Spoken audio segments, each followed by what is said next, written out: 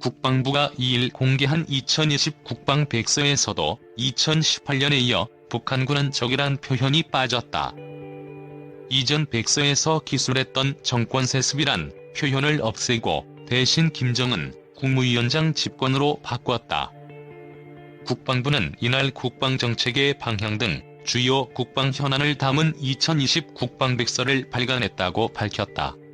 지난 2년간 북한 정세와 핵대량 살상무기 능력 등도 평가됐다.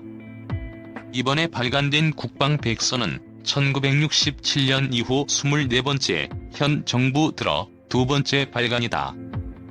백서는 군은 대한민국의 주권, 국토, 국민, 재산을 위협하고 침해하는 세력을 우리의 적으로 간주한다고 명시했다.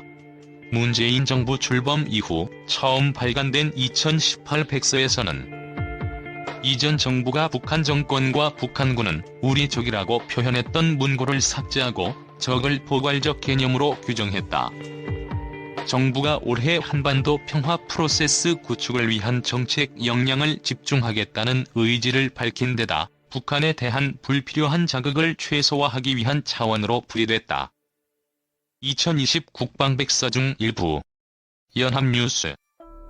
그러면서도 북한의 대량 살상 무기는 한반도 평화와 안정에 대한 위협이라는 문구는 2018년과 동일하게 남겨두었다.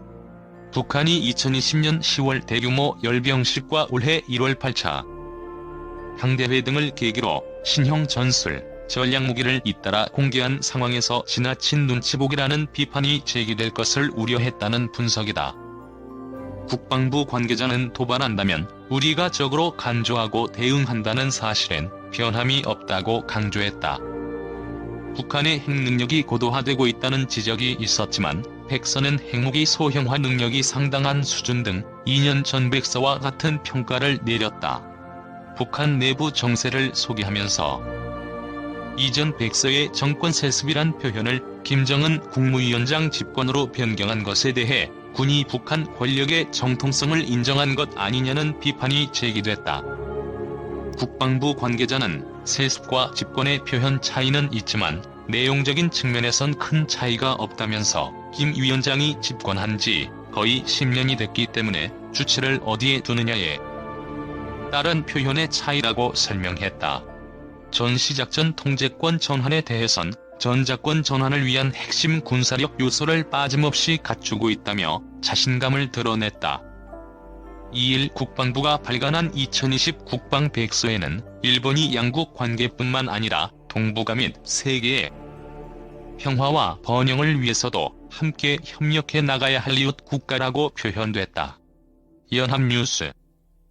일본은 2018 국방백서에 표기됐던 동반자에서 이웃 국가로 사실상 격화됐다. 백서는 일본 정치권의 독도 도발을 비롯해 2018년 일본 초계기의 한국 함정 근접 위협, 비행 등으로 한일 국방관계가 난항을 겪었다고 적시했다. 2019년 일본 수출 규제에 대해선 미래지향적 발전의 장애 요소라고 지적했다. 정부가 일본의 수출 규제 철회를 위한 대화를 조건으로 한일 군사정보보호협정 종료 통보의 효력을 정지한 상황도 자세히 언급했다.